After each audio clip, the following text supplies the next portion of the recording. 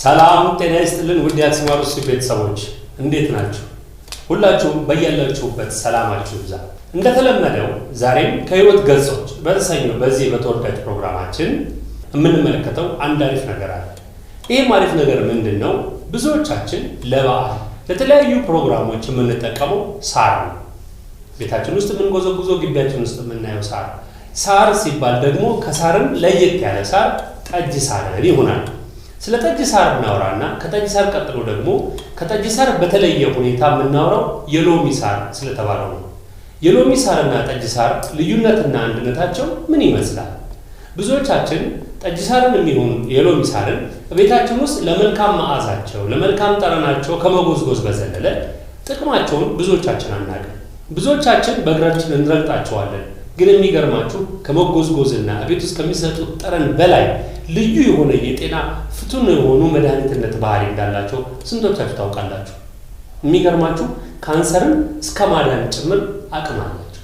ይህንን ብዙዎቻችሁ ታውቃላችሁ? ከሳሩ ላይ ወይም ከሎሚ ሳር ወይም ከጠጅ ሳር ላይ ተጨምቆ ዘይት ይወጣል። ዘይቱ ለምግብነት ያገለግላል። በሽታን ለመከላከልና ለበሽታ መድኃኒት እንደሚሆን ስንቶቻችሁ ታውቃላችሁ? ዛሬ የጠጅ ሳርን ወይም የሎሚ ሳርን ጥቅምና አገልግሎታቸውን በተመለከተ ምን ይመስላል የሚለውን አየት አድርገን እንመለሳለን። ወደ ቪዲዮ። እንኳን ወደ ቻናላችን በደህና መጡ። ዛሬ ልዩ ወደ ሆነው ነገር እየገባን ነው። ብዙዎቻችን የምናውቀው በአካባቢያችን በስፍራችን ያለው ጠጅ ሳርን የተመለከተ ነው። ጠጅ ሳር ብዙዎቻችን ከመርገጥና ቤትን ከማሳመር ውበት ከመስጠት በዘለለ ምን ያህል ጥቅም እንዳለው ብዙዎቻችን አናውቅ። ጠጅ ሳር ቤት ውስጥ ተጎዝጉዞ በዓልን ከማድመቅ ወዝ ከመስጠት ማዳመቁን ባለፈ ብዙ የጤና ጥቅሞችን እንደሚሰጥ ስንቶቻችን እናውቃለን? ስለ ጠጅ ሳር ከመነጋገራችን በፊት ብዙ ጊዜ ብዙ ሰዎች የምንታለለው አንድ ነገር አለ። የሎሚ ሳርና የጠጅ ሳር። ጠጅ ሳርና የሎሚ ሳር ተመሳሳይ ናቸው። በብዛት አሁን በኢትዮጵያ የሚሸጡት አብዛኞቹ ማለት ይቻላል ከጠጅ ሳር ይልቅ ሎሚ ሳር በዝተዋል። ሎሚ ሳር የሚሰጠው የጤና ጥቅም ምን ይመስላል የሚለውን ከማየታችን በፊት ስለ ጠጅ ሳር እናውራ።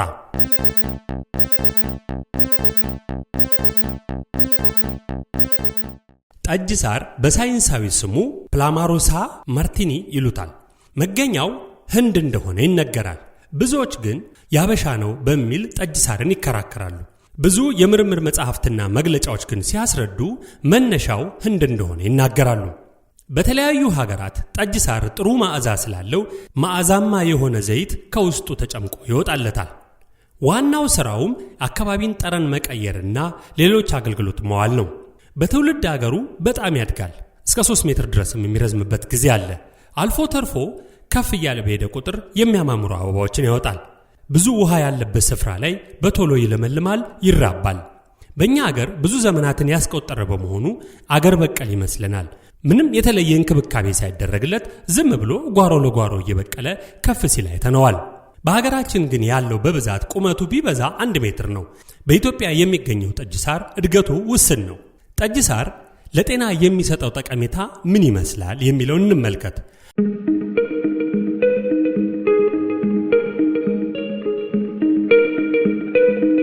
አንዳንድ ተመራማሪዎች ከባህል ሕክምና ባለሙያዎች ጋር በማውራት በከፍተኛ ሁኔታ ካንሰርን ይከላከላል የሚል ሐሳብ አቅርበዋል። ብዙዎችም በሙከራ ላይ ይገኛሉ። ነገር ግን ይፋ የሆነው በሳይንስም በባህላዊ ሕክምናም የተረጋገጠው የጠጅ ሳር የማዳን ኃይል ይህንን ይመስላል። ለጉሮሮ ህመም ወይም ቁስለት የጠጅ ሳር ፍቱን የሆነ መድኃኒት ነው። ጠጅ ሳር ጣዕሙ ከሎሚ ሳር ጠንከር ስለሚል እንደ ሻይ እየተፈላ ይጠጣል። በተጨማሪም ኢንፌክሽንን ለመከላከል ለባክቴሪያ ወይንም ለቫይረስ በጣም ጥሩ የሆነ ተከላካይ ነው። ለምግብ መዋሃድ ከፍተኛ ጉልበትን ይሰጣል። በጭንቀትና በድብርት የተያዘን ሰው ጭንቀትና ድብርቱን ይቀንስለታል። በነርቭ ስርዓት ላይ ይህ ነው የማይባል የጎላ ተጽዕኖ ያሳድራል። ለመተንፈሻ ስርዓት ብርታትን ይሰጣል።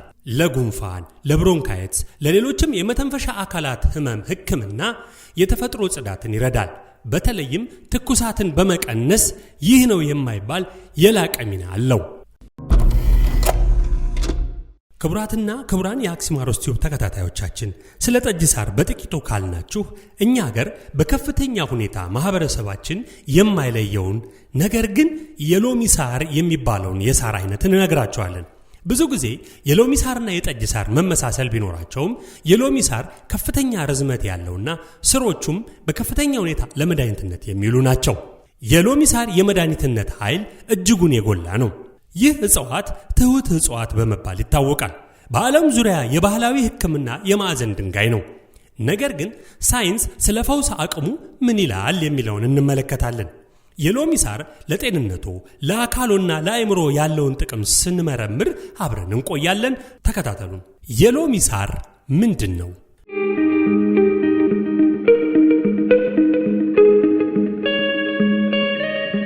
የሎሚ ሳር ሲምፖፓገን ሲትራተስ በመባል የሚታወቀው በደቡብ ምስራቅ እስያ የሚገኝ የሐሩር ክልል ተክል ነው። በሲትረስ መዓዛውና ሹል በሆነ ሳር የተሞላው ጣዕሙ ይታወቃል። በተለምዶ በሻይና በሾርባ እንዲሁም በእስያ ምግቦች ውስጥ ይገኛል። ነገር ግን የመድኃኒትነት ባህሪው እንደ ጣዕሙ አስደናቂ እንደሆነ ስንቶቻችሁ ታውቃላችሁ? የሎሚ ሳር የባህላዊ ሕክምናዎቹ ምን ይመስላሉ?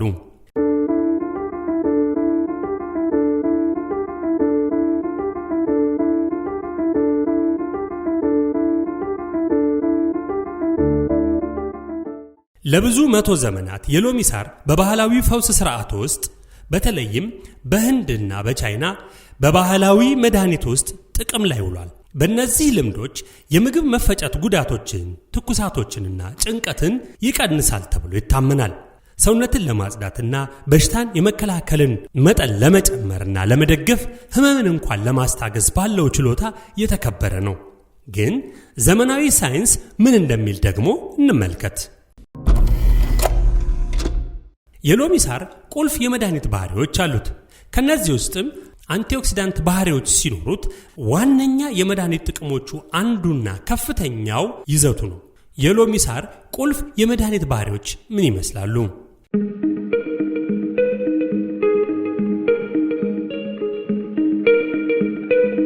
የሎሚ ሳር ዋነኛ የመድኃኒት ጥቅሞች አንዱ ከፍተኛ አንቲኦክሲዳንት ይዘቱ ነው። የሎሚ ሳር እንደ ፍሌኖቮይድ፣ ፌሎኒክ አሲድና ኦክሲዳይቲቭን በመጨመር ጭንቀትን የሚዋጉ በሰውነት ውስጥ ያሉ ጎጂ የሆኑ ነገሮችን በማስወገድ ከፍተኛ በሆነ ውህድ የበለጸገ ነው። ይህም ከፍተኛ የሆነ የልብ ህመምና ካንሰርን የመሳሰሉ ስር የሰደዱ በሽታዎችን አደጋቸውን ለመቀነስ ይረዳል። ለጸረ ተባይና ለጸረ ፈንገስ ደግሞ የሚሰጡ አገልግሎት የሚከተሉት ናቸው። የሎሚ ሳር ኃይለኛ ጸረ ጀርምና ጸረ ፈንገስነት ባህሪ አለው። ጥናቶች እንደሚያሳዩት የሎሚ ሳር ዘይት ባክቴሪያዎችንና ፈንገሶችን ለመዋጋት ይረዳል። ይህም ለኢንፌክሽኖችና እንደ ቡጉር ወይንም ደግሞ እግር ላይ ላሉ ቆዳዎች ችግሮ ትልቅ የተፈጥሮ መድኃኒት ያደርገዋል። በተለይም ከፍተኛ የጫማ ሽታና እግር አካባቢ ለሚከሰቱ ፈንገሶች ፍቱን መድኃኒት መሆኑ ይታወቃል። ለጸረ ብግነት ውጤቶችስ ምን ያገለግላል? ከተለያዩ እብጠት ጋር የምትታገል ከሆነ የሎሚ ሳር ትልቅ አጋር ሊሆንህ ይችላል። ጥናቶች እንደሚያሳዩት የሎሚ ሳር ኃይለኛ ጸረ ብግነት ውጤቶች አሉት። እብጠትንና ህመምን ለመቀነስ ይረዳል። ይህም እንደ አርትራይተስና ወይም ደግሞ የጡንቻ ህመም ላሉት ሁኔታዎች ጥሩ የተፈጥሮ መፍትሄዎች አሉት። ለዚህም ጡንቻ በሚወጠር ጊዜ በከፍተኛ ሁኔታ ስፖርተኞች ሜዳ ላይ በሚጫወቱበት ጊዜ ለሚከሰትባቸው የጡንቻ መወጠር ዘመናዊና ሳይንሳዊ በሆነ መንገድ ሲጠቀሙት ይታያል። የሎሚ ሳር ለአእምሮ የሚሰጠው ጤና ምንድን ነው?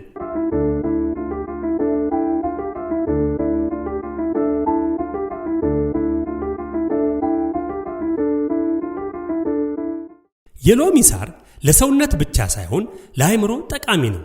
የሚያረጋጋና ስሜትን የሚያነቃቁ ባህሪያት እንዳለው ይታወቃል። በአሮማ ቴራፒም ሆነ በሎሚ ሳር ሻይ በመጠጣት የጭንቀት አልፎ ተርፎም የመንፈስ ጭንቀት ምልክቶችን ይቀንሳል። አንዳንድ ጥናቶች እንደሚጠቁሙት የሎሚ ሳር አስፈላጊ ዘይት ስላለው ኮሌስትሮል መጠንን ለመቀነስ ይረዳል። የሎሚ ሳርና የምግብ መፈጨት ጤና ምን አገናኛቸው? የሎሚ ሳር የምግብ መፈጨትን ለማሻሻል ከረጅም ጊዜ በፊት ጥቅም ላይ ውሏል። ለምግብ መፈጨት የሚያስፈልጉት ኢንዛይሞች እንዲመረቱ ያደርጋል። ይህም የሆድ እብጠትን፣ የምግብ አለመፈጨትንና የማቅለሽለሽ ስሜትን በመቀነስ መልኩ በከፍተኛ ሁኔታ ይረዳል። በተለይ የሎሚ ሳር ሻይ ከምግብ መፈጨት ችግር እፎይታ ለሚፈልጉ ሰዎች የታወቀ መድኃኒት ነው። የሎሚ ሳርን ለጤና ጥቅሞች እንዴት መጠቀም ይቻላል? የሎሚ ሳር በተለያዩ ሳይንቲፊክ በሆኑ መንገዶች ተመርተው ገበያ ላይ ቢውሉም ነገር ግን በቀላሉ እቤታችን በሻይ መልኩ በማዘጋጀት የሎሚ ሳርን እንደ ሻይ መጠቀም ይቻላል። የተወደዳችሁ የአክሱማሮስ ቲዩብ ቤተሰቦች የጠጅ ሳር አገልግሎት የዚህን ያህል ይሆናል ብላችሁ ገምታችሁ የምታውቁ አይመስለኝም።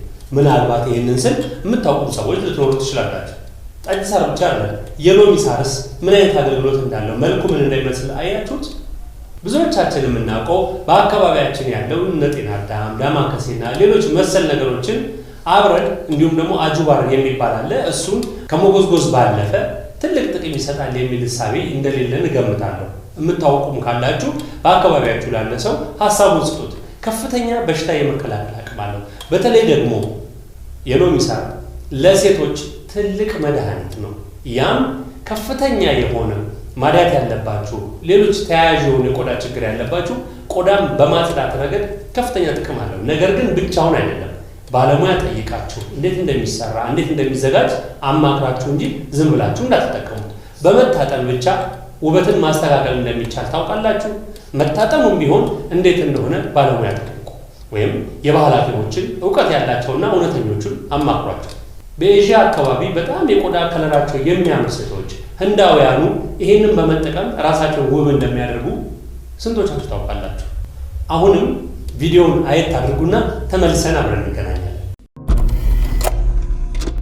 የሎሚ ሳርን የጤና ጥቅሞች በመጠቀም ህይወታችንን ከተለያዩ በሽታዎች ለመታደግ ቀላል ከሆኑ መንገዶች ውስጥ አንዱ የሎሚ ሳርን በሻይ መልኩ መጠጣት ነው። በቀላሉ ጥቂት የሎሚ ሳር ግንዶችን ቆራርጦ ከ5 እስከ 10 ደቂቃ በሙቅ ውሃ ውስጥ አፍልቶ ለተጨማሪ ጣዕም ማር ወይንም ደግሞ ዝንጅብል ጨምረን መጠቀም እንችላለን። ውጤቱን ከሳምንት እስከ 15 ቀን ባለው ጊዜ ውስጥ ማወቅ ይቻላል።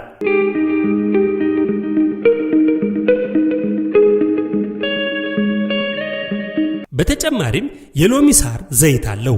የሎሚ ሳር ዘይት ደግሞ በከፍተኛ ሁኔታ ለሰዎች የሚሰጠው ጤና በተለይም ለሴቶች የቆዳን ውበትና የፊት ገጽታቸውን ከማሳመሩም በላይ በከፍተኛ ሁኔታ የተለያዩ ተባዮችን፣ ቢምቢዎችን እንዲሁም ደግሞ በራሪ ነፍሳትን በመከላከል ረገድ ከፍተኛ አስተዋጽኦ አለው። ለአእምሮ ጤንነት ጥቅሞች ወይም ደግሞ የቆዳ ጤንነትን ለማሻሻል የሎሚ ሳር አስፈላጊ ነው። በተለይም ዘይቱ በጣም ጥሩ አማራጭ እንደሆነ ሐኪሞች ይመክሩናል። ጭንቀትን ለመቀነስ ከዘይት ጋር በመደባለቅና ለህመም ማስታገሻ በገጽታ በመቀባት ገላውን የሚያድስሎትና ልጅ የሚያደርገው እንደሆነ ሳይንቲስቶች ይናገራሉ። በተጨማሪም በባህላዊ ሕክምና በህንድና በቻይና በሌሎች የኤዥያ ሀገራት ይህንኑ የሎሚ ሳር ዘይቱን በማውጣትና በመቀባት ቆዳቸው ያማረ የለሰለሰ እንዲሆንና እርጅናን እንዲከላከል ያግዛቸዋል።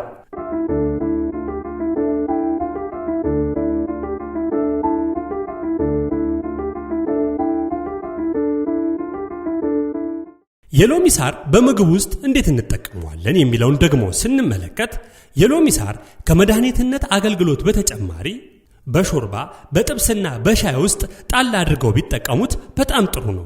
ትኩስ ወይንም የደረቀ ወይም ደግሞ በምግብ አዘገጃጀቶ ጊዜ ጥሩ መዓዛ ያለውን የምግብ ጠረን ሊያገኙ ስለሚችሉ እንደ ጣዕም ማከል ወይንም እንደ ሮዝመሪ ጣል አድርገው ምግብ ውስጥ ማካተት ይቻላል።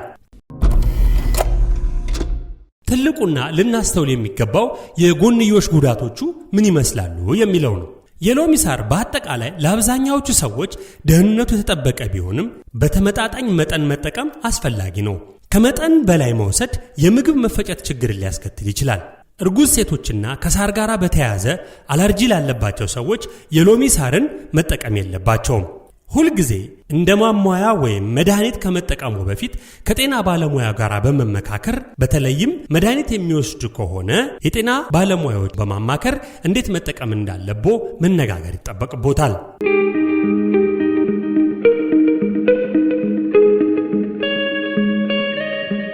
የሎሚ ሳር ባህሪያት አእምሮንና አካልን ለማረጋጋት በጣም አስፈላጊና ጠቃሚ መሆኑን ይታወቃል። በእውነቱ የሎሚ ሳር አስደናቂ እጽዋት ነው። እንደ ሻይ በተጠጡትም ሆነ በአስፈላጊው መልኩ እንደ ዘይት አድርገው ቢጠቀሙት ይህ ተክል ለዘመናት ተፈጥሯዊ መፍትሄ ሆኖ ስለቆየ ከፍተኛ ጉዳት እንደሌለው ተረጋግጧል። ዘመናዊ ሳይንስ በጥሬው ከመጠቀም ይልቅ በዘይት መልኩ መጠቀሙ ከፍተኛ አስተዋጽኦ አለው ሲል መስክሯል። የሎሚ ሳርን የተመለከተ ያቀረብንላችሁ ፕሮግራም ከብዙ በጥቂቱ ይህንን ይመስላል። በመሆኑም ከዚህ የበለጠ ማወቅ የምትፈልጉት ካለ የትኛውንም አይነት የእጽዋት ጥያቄ አቅርቡና የተለያዩ ተመራማሪዎችን፣ ዶክተሮችና የባህል ሕክምና ባለሙያዎችን በማማከር ሐሳቦችን ውብ አድርገን ሰርተን ለእናንተ እናቀርባለን። የተወደዳችሁ የአክሱማኖስ ቤተሰቦች ዛሬ የጠጅ ሳርና የሎሚ ሳር አገልግሎትና ጥቅሙ ምን ይመስላል፣ በሻይ መልኩ ቢጠጣ ምን አገልግሎት አለው፣ አጠቃላይ ከብዙ በጥቂቱ ምን እንደሚመስል አብረን ተመልክተናል። ደስ እንዳላችሁ ቁም ነገር እንዳገኛችሁ እንደተማራችሁበት እርግጠኛ ነኝ።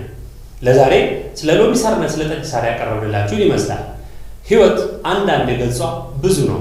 አያችሁ፣ ገጿን ባለማወቅ እየረገጥናት የቆየናት የናቅናትና ከታች የረገጥናት ጠጅ ሳር ወይም የሎሚ ሳር ለህይወት ብዙ አገልግሎትና ጥቅም ትሰጣለች።